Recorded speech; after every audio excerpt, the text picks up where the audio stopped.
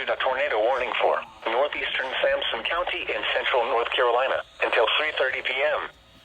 At 3:05 p.m., a severe thunderstorm capable of producing a tornado was located 7 miles south of Clinton, moving northeast at 50 miles per hour.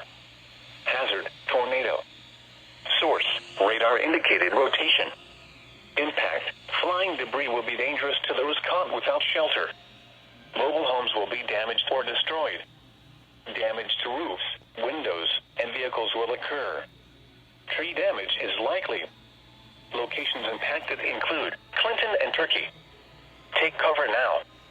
Move to a basement or an interior room on the lowest floor of a sturdy building.